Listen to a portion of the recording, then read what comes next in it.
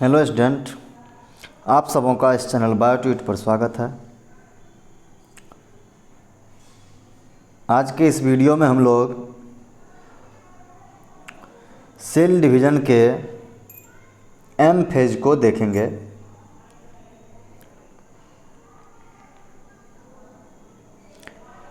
कहता है this is the most dramatic period. This is the most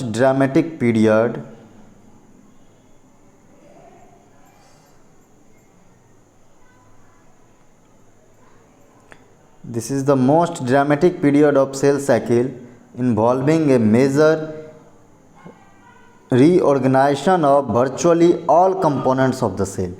यानी कि एम फेज जो है वह यानी कि एम फेज के दौरान सबसे ज़्यादा ड्रामेटिक चीज़ होता है। क्या होता है वो हम लोग देखेंगे कि इस दौरान क्रोमोसोम्स का डिवीज़न होता है। क्रोमोसोम का डिवीज़न होता है, इसलिए इसको मोस्ट ड्रामेटिक फेज कहता है। तो ये मोस्ट ड्रामेटिक फेज है सेल साइकिल का, जिसमें रीऑर्गेनाइजेशन होता है। सेल में जितने भी कंपोनेंट होते हैं उसका रीऑर्गेनाइजेशन होता है।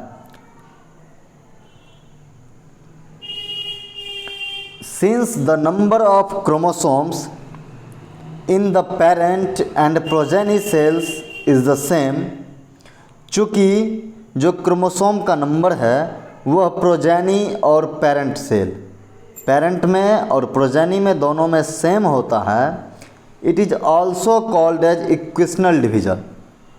एम फेज को या माइटोटिक फेज को इक्वेशनल डिवीज़न कहते हैं। माइटोसिस को इक्वेशनल डिवीज़न यानी कि जितना ही क्रोमोसोम पेरेंट में है उतना ही क्रोमोसोम उसके डॉटर सेल में जो नया सेल बनेगा उसमें होगा।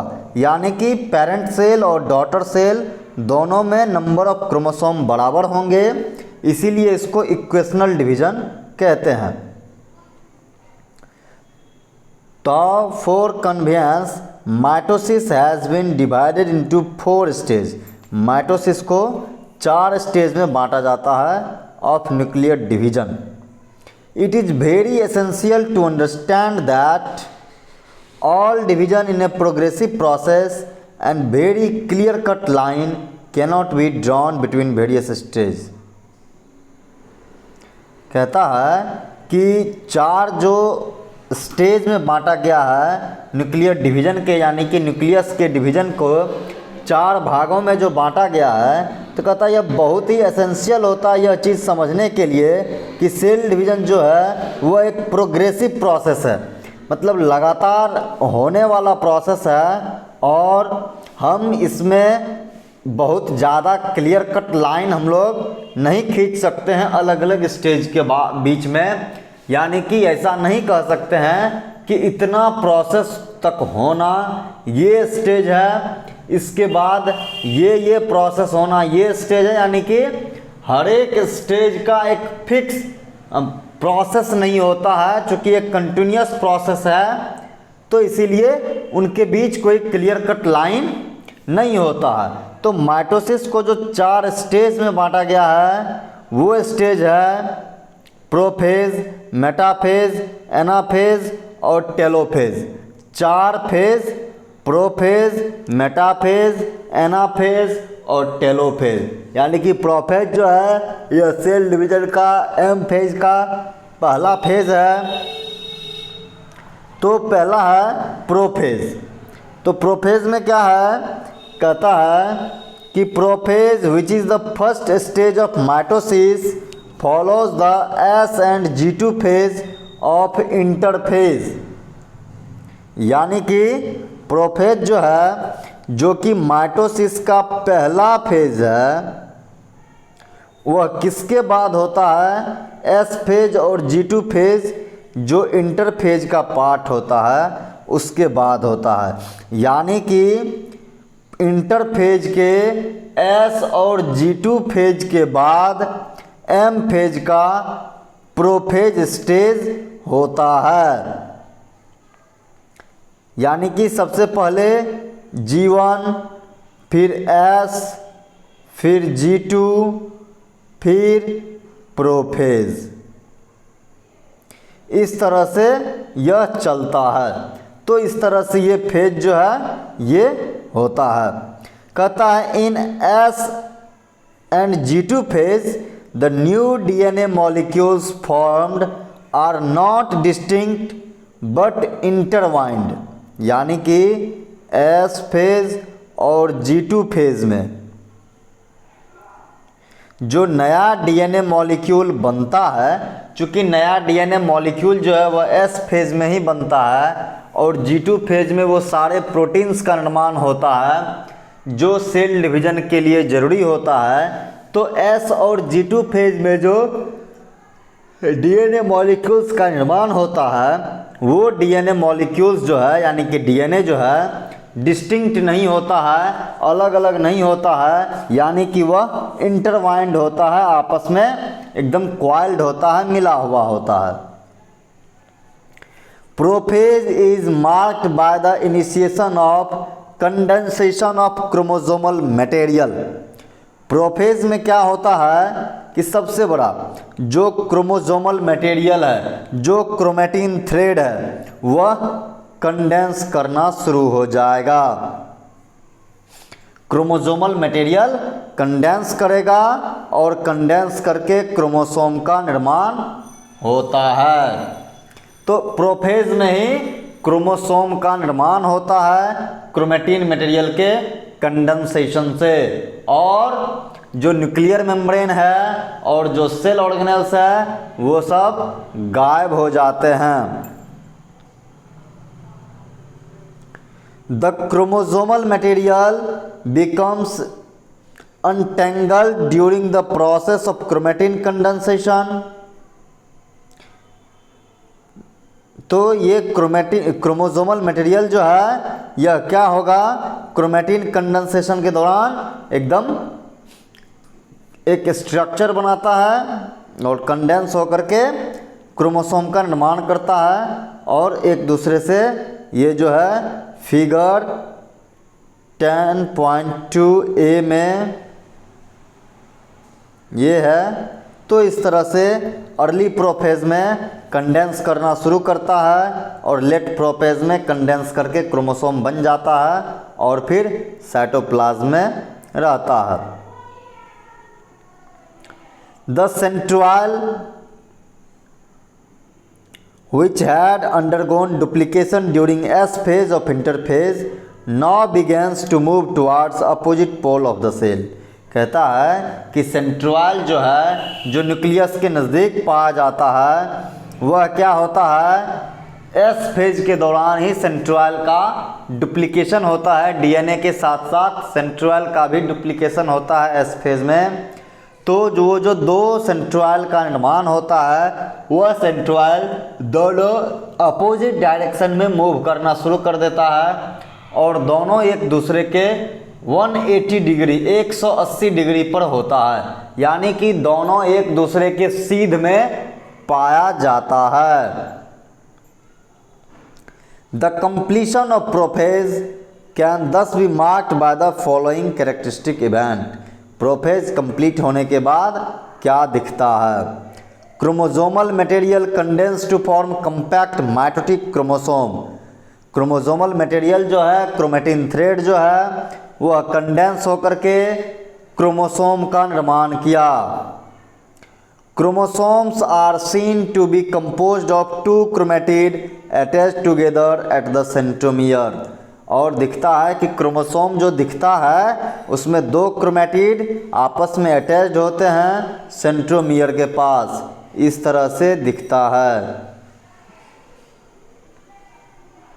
इस तरह से होता है एक क्रोमोसोम। ये तो जब दो क्रोमैटिड होता है तो इस तरह से पाया जाता है, और इस तरह से ये क्रोमैटिड एक हुआ और एक क्रोमैटिड ये हुआ।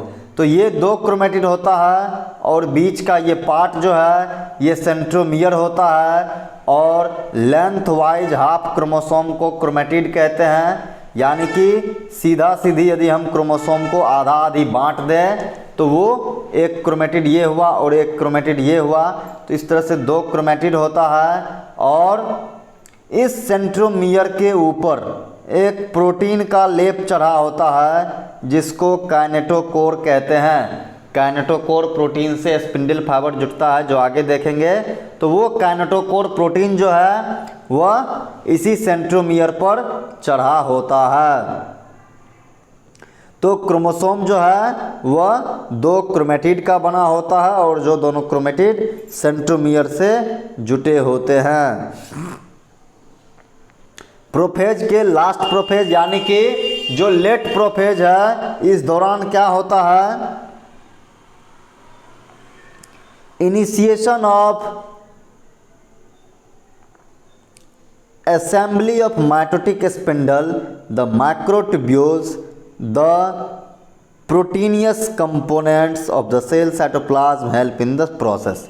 कहता है कि माइटोटिक स्पिंडल का जो है निर्माण वह शुरू हो जाता है, यानी कि लेट प्रोफेज में, प्रोफेज के अंतिम अवस्था में, लेट प्रोफेज में माइटोटिक स्पिंडल का इनिशिएशन शुरू हो जाता है। वह माइटोटिक जो है स्पिंडल वो इनिशिएट बनना शुरू कर देता है, जो माइक्रोट्यूब्यूल्स होता है और जो प्रोटीनस सब्सटेंस होते हैं, कंपोनेंट होते हैं सेल में, साइटोप्लाज्म में, वह इस प्रोसेस में मदद करता है।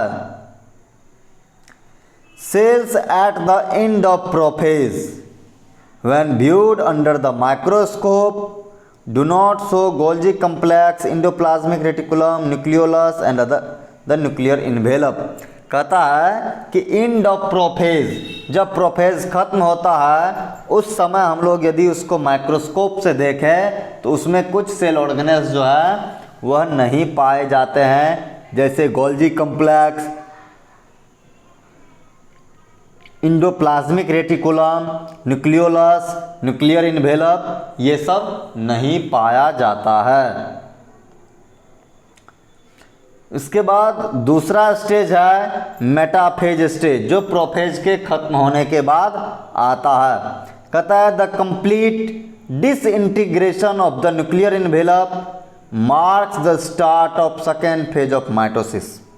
यानी कि जब न्यूक्लियर एनवेलप कंप्लीटली टूट करके गायब हो जाता है तो ये कंप्लीट गायब होना न्यूक्लियर एनवेलप का यह बताता है कि अब सेकेंड फेज ऑफ माइटोसिस शुरू हो रहा है, यानी कि मेटाफेज शुरू हो रहा है।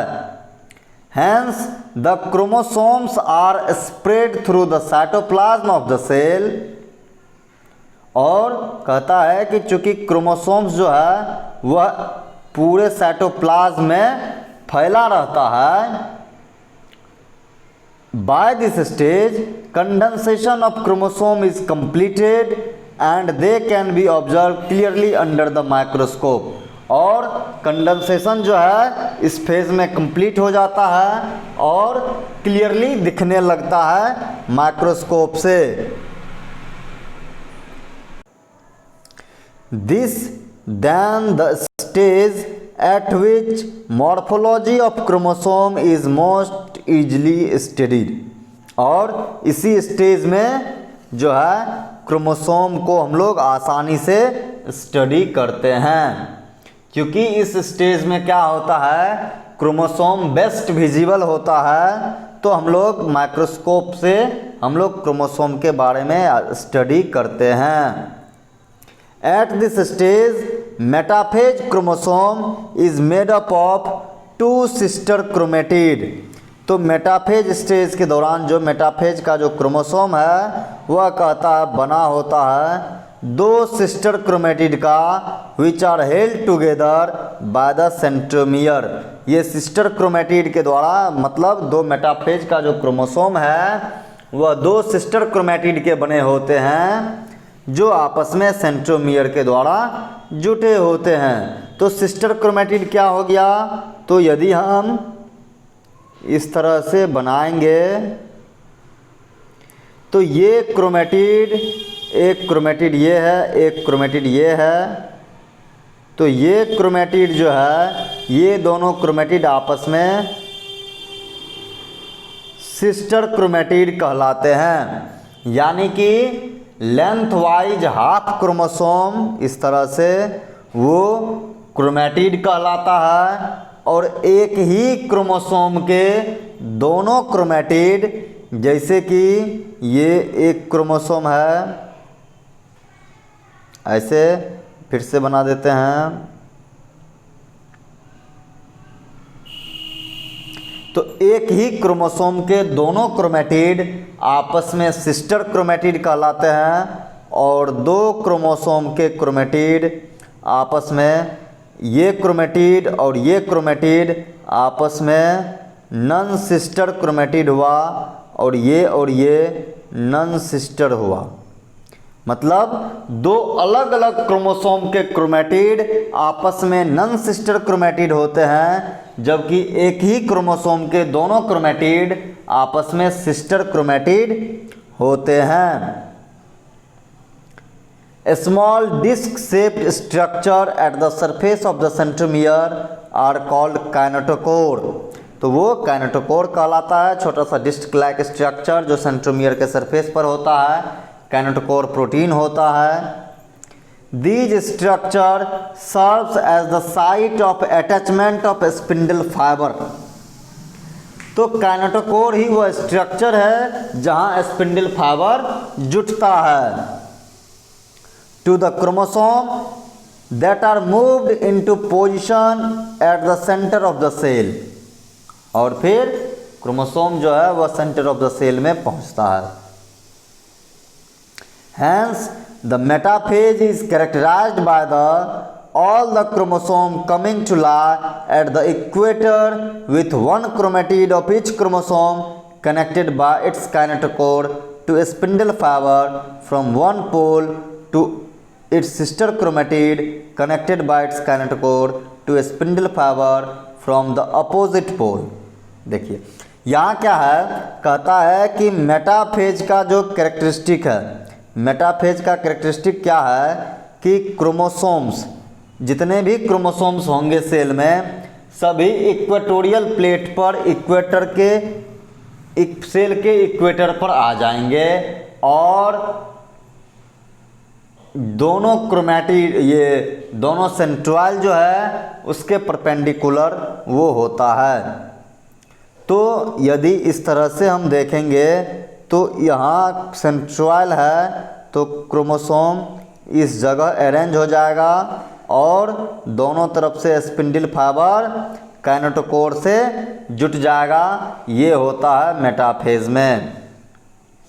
तो वही कहता है कि क्रोमोसोम्स इक्वेटर पर आ जाता है, और प्रत्येक क्रोमेटिड जो है क्रोमोसोम का वह उसके काइनेटोकोर से लिंक हो जाता है बाय स्पिंडल फाइबर, एक पोल से, और दूसरे तरफ से दूसरे से वो कनेक्ट हो जाता है।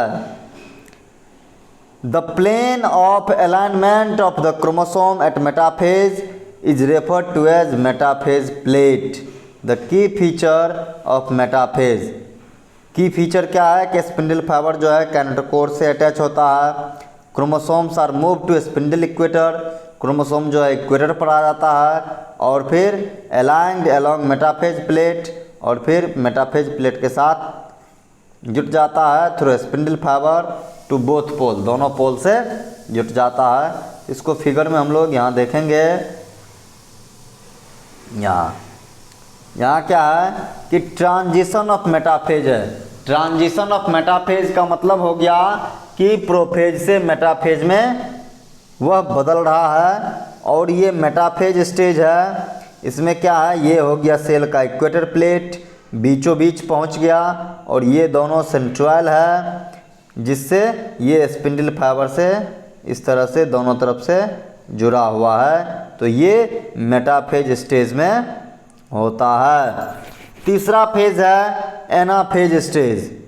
कहता at the onset of anaphase, जैसे ही एनाफेज स्टेज शुरू होता है, each chromosomes arranged at the metaphase plate is split simultaneously and the two daughter chromatid, और जैसे ही एनाफेज शुरू होता है क्रोमोसोम्स जो है वह मेटाफेज प्लेट पर इस तरह से टूट जाता है। यदि यहाँ और यहाँ है तो इस तरह से है, इस तरह से पहले से जुटा हुआ है, तो ये क्या होता है इस तरह से बन जाता है। एक क्रोमेटिड यहाँ, एक यहाँ, एक यहाँ और एक यहाँ, ये टूट गया और ये स्पिंडल फाइबर है। तो एनाफेज के शुरू होते ही वो टूट जाता है और स्पिंडल फाइबर उसको सेंट्रोइड दोनों पोल की तरफ खींचता है। तो वही कहता है कि at the onset of anaphase each chromosome arranged at the metaphase plate is split simultaneously and two daughter chromatid now referred to as chromosomes of the future daughter nuclei began their migration towards the two opposite poles। कहता है कि जैसे ही anaphase stage शुरू होता है प्रत्येक chromosome जो मेटाफेज प्लेट पर यानी कि इक्वेटोरियल प्लेट पर अरेंज होता है वह एक साथ टूट जाता है दो डॉटर क्रोमेटिड में, जिसको बाद में हम लोग क्रोमोसोम्स कहते हैं फ्यूचर डॉटर न्यूक्लियाई का। जो बाद में न्यूक्लियस बनेगा, डॉटर सेल का जो न्यूक्लियस बनेगा उसका वो क्रोमोसोम्स होता है जो क्रोमेटिड टूटता है। और वह क्रोमोसोम माइग्रेशन शो करता है। माइग्रेशन शो करने का मतलब हो गया कि दोनों पोल की तरफ जो है वह जाने लगता है। Each chromosome moves away from the equatorial plate.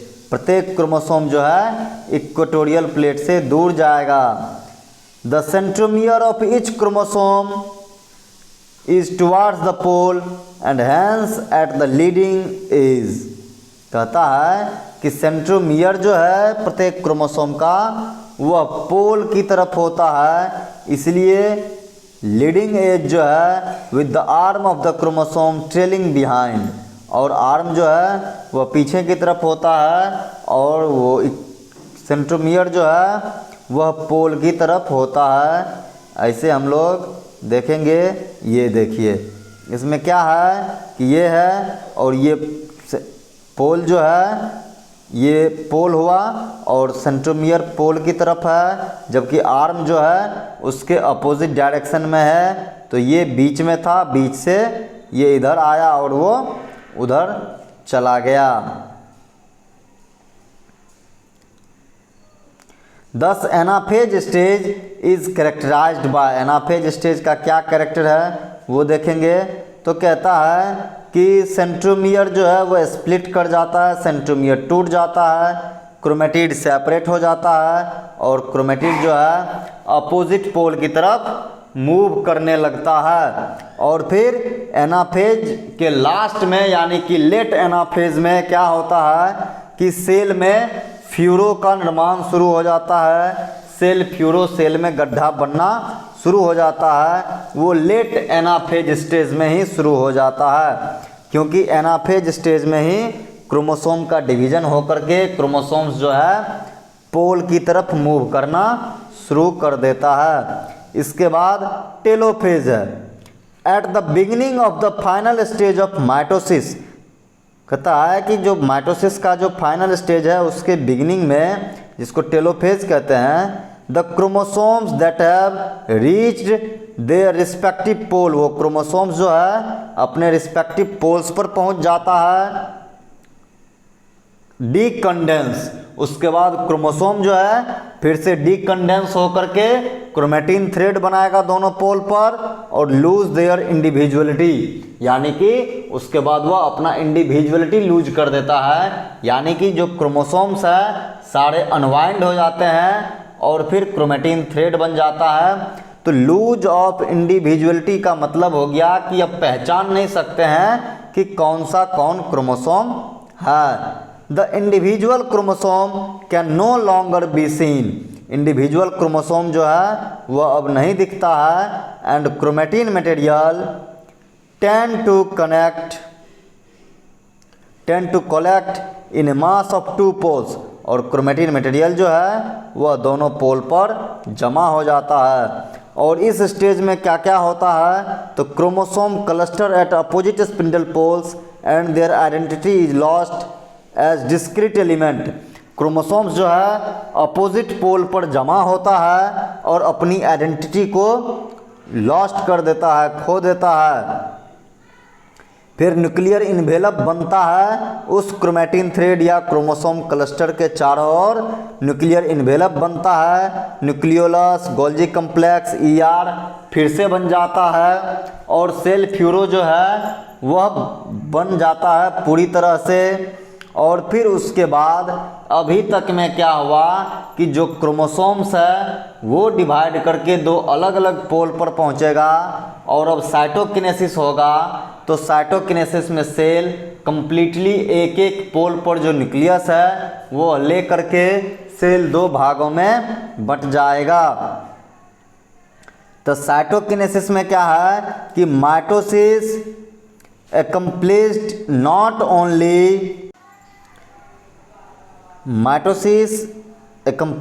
not only the segregation of duplicated chromosome into daughter nuclei, यानी कि कैरियोकिनेसिस कहता है कि केवल जो क्रोमोसोम डुप्लीकेट हुआ था यानी कि जो क्रोमोसोम डबल हुआ था उसके केवल डॉटर न्यूक्लिया में सेग्रीगेट या सेपरेट होने से ही माइटोसिस खत्म नहीं हो जाता है।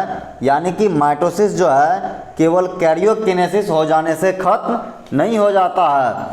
But the cell itself is divided into two daughter cell by separate process called cytokinesis at the end of which cell division is complete.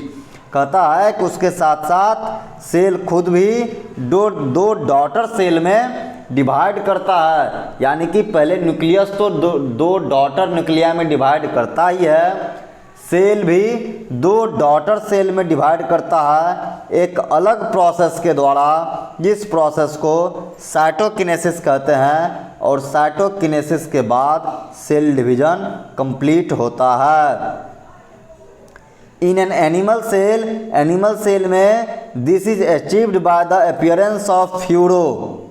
Cell furrow बनने के बाद होता है cytokinesis in the plasma membrane, यानी कि plasma membrane में ही cell furrow बनता है जिसके कारण साइटोकिनेसिस होता है। The furrow gradually depends and ultimately joins in the centre dividing the cell cytoplasm into two. Furrow जो है वह गड्ढा जो है इस तरह से, मान लीजिए कि ये सेल है तो इस तरह से गड्ढा बनते जाता है और फिर धीरे धीरे ये गड्ढा बढ़ते जाता है और फिर एक जगह आकर के मिल जाता है और यह गड्ढा से दो भाग में सेल बंट जाता है। और सेल जो है यानी कि साइटोप्लाज्म जो है दो बराबर भागों में बंट जाता है। प्लांट सेल हाउएवर, चूंकि प्लांट सेल में सेल फ्यूरो नहीं बनता है, प्लांट सेल में सेल वॉल होता है जो हार्ड होता है, तो वहाँ सेल वॉल के कारण वहाँ सेल प्लेट का निर्माण होता है। यानी कि सेल प्लेट पहले पूरा बन जाएगा और फिर सेल दो बराबर भागों में बट जाएगा। तो वही कहता है कि the plant cell however are enclosed by a relatively inextensible cell wall, मतलब उसमें लचीला नहीं, जो मतलब लचीला नहीं होता उस तरह के सेल वॉल से बना होता है। Therefore they undergo cytokinesis by different mechanism. तो चूंकि प्लांट सेल में सेल वॉल होता है जो हार्ड होता है तो उसमें एक अलग तरीके के अलग मैकेनिज्म से साइटोकिनेसिस होता है। In plant cell wall formation start in the centre of the cell and grow outward. तो सेल के सेंटर में सेल वॉल का फॉर्मेशन होता है जो बाहर की तरफ ग्रो करता है and meet to the existing lateral wall, और अंतिम वॉल से मिल जाता है। इस तरह से यदि हम बनाए, यदि ये एक प्लांट सेल है तो इस तरह से बीच से बनना शुरू होता है इस तरह से और लेटरल वॉल से मिल जाता है और फिर ये सेल प्लेट है और फिर सेल जो है दो बराबर भागों में बंट जाता है। The formation of to new cell wall begins with the formation of simple procedure called the cell plate that represents the middle lamella between the walls of two adjacent cell। दो adjacent के बीच के middle lamella को represent करता है और वो cell plate बनता है। At the time of cytoplasmic division, cytoplasmic division के समय organelles like mitochondria and plastic get distributed between the two daughter cell. और साइटोप्लाज्मिक डिवीजन के समय जो भी ऑर्गेनेल्स है, जो भी सेल ऑर्गेनेल्स है, वह दोनों डॉटर सेल में डिस्ट्रीब्यूटेड होता है। In some organism karyokinesis is not followed by the cytokinesis, as a result of which multinucleate condition arise leading to the formation of syncytium। यानी कि कहता है कि कुछ जीवों में क्या होता है, कैरियोकिनेसिस तो हो जाता है लेकिन उसके बाद साइटोकिनेसिस नहीं होता है, जिसके कारण मल्टीन्यूक्लिएट्स कंडीशन का निर्माण होता है और फिर सिनसाइटियम सेल का निर्माण होता है। सिनसाइटियम या सिनसाइटियल सेल कहते हैं ऐसे सेल्स जिसमें एक से ज़्यादा न्यूक्लियस होता है, उसको सिनसाइटियल सेल कहते हैं। एग्जाम्पल दिया है लिक्विड इंडोस्पर्म इन कोकोनट। जो मिल्क, कोकोनट का जो मिल्क होता है वो क्या है कि वो इसी तरह का सिनसाइटियल सेल का एग्जाम्पल होता है। अब है सिग्निफिकेंस ऑफ माइटोसिस। माइटोसिस का क्या सिग्निफिकेंस है, क्या महत्व है हमारे शरीर में। माइटोसिस और द इक्वेशनल डिवीजन, माइटोसिस या इक्वेशनल डिवीजन जो है is usually restricted to the diploid cell only. केवल डिप्लॉयड सेल में ही जनरली होता है। However in some lower plants and in some social insect haploid cell also divide by mitosis. कुछ lower plants में और जो सोशल इंसेक्ट है कुछ, उसमें हैप्लॉयड सेल में भी माइटोसिस होता है। सोशल इंसेक्ट कहने का मतलब हो गया जो बी है उसमें हैप्लॉयड भी बनता है, वर्कर्स जो होता है वो हैप्लॉयड होता है, तो उसमें माइटोसिस के कारण वो होता है। तो इसलिए लिखा है कि social insect. It is very essential to understand the significance of this division. यह बहुत ज़रूरी है इस डिवीजन का सिग्निफिकेंस जानना in the life of an organism, किसी भी जीव के लाइफ में। Are you aware of some examples where you have studied about haploid and diploid insect. क्या आप लोगों की जानकारी में है, क्या आप लोगों ने कभी पढ़ा है हैप्लॉयड और डिप्लॉयड इंसेक्ट के बारे में। Mitosis results in the production of diploid daughter cell. Mitosis के कारण क्या होता है कि डिप्लॉयड डॉटर सेल का निर्माण होता है with the identical genetic complement usually, और जिसमें जेनेटिक कंप्लीमेंट जो है वो भी आइडेंटिकल होता है, यानी कि जैसा कि उसके पेरेंट्स में जो जेनेटिक सेटअप होता है सेम जेनेटिक सेटअप उसके प्रोजेनी में भी आता है due to mitosis. The growth of multicellular organism, किसी मल्टी सेलुलर ऑर्गेनिज्म का जो ग्रोथ होता है वह ड्यू टू माइटोसिस होता है। हम लोगों में जो ग्रोथ होता है, हम लोगों में जो सेल डिवीजन होता है जनरली, वह माइटोसिस के कारण होता है। Cell growth results in disturbing the ratio between the nucleus and the cytoplasm. Cell के ग्रोथ के कारण क्या होता है कि जो रेशियो है न्यूक्लियस और साइटोप्लाज्म का वह डिस्टर्ब हो जाता है। Is it therefore becomes essential for the cell to divide to restore the nucleocytoplasmic ratio. अब देखिए कहता है कि इसीलिए यह ज़रूरी हो जाता है सेल को डिवाइड करना ताकि न्यूक्लियोसाइटोप्लाज्मिक रेशियो जो है वह रिस्टोर हो सके। अब यहाँ ये चीज़ कारण है, कारण किस चीज़ का है कि सेल डिवीजन क्यों होता है। सेल डिवीजन क्यों होता है, माइटोसिस क्यों होता है सेल में, उसका कारण है। कहता है कि जैसे जैसे सेल ग्रो करता है उसके कारण क्या होता है, न्यूक्लियस और साइटोप्लाज्म का रेशियो जो है वह डिस्टर्ब हो जाता है और उसके डिस्टर्ब होने के कारण ही सेल डिवीजन होता है ताकि न्यूक्लियोसाइटोप्लाज्मिक रेशियो मेंटेन रह सके। A very significant contribution of mitosis is cell repair.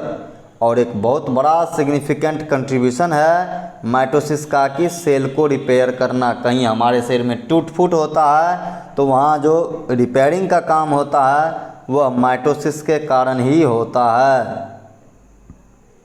The cells of the upper layer of the epidermis, तो जो अपर लेयर है वो एपिडर्मिस होता है। Cells of the lining of the gut and blood cells are being constantly replaced. ये सब cell जो है लगातार रिप्लेस होते रहते हैं। एपिडर्मिस का, गट के लाइनिंग का, ब्लड सेल, ये सब हमेशा रिप्लेस होते रहता है। Mitotic division in the meristematic tissue, the apical and the lateral cambium results in the continuous growth of plant through out their life. कहता है कि मेरिस्टेमेटिक टिश्यू में जो माइटोटिक डिवीजन यानी कि माइटोसिस होता है तो उसके कारण जो एपिकल और लैटरल मेरिस्टेम बनता है उसी के कारण प्लांट में ज़िंदगी भर ग्रोथ होते रहता है। Thank you. तो ये जो है माइटोसिस है पूरा।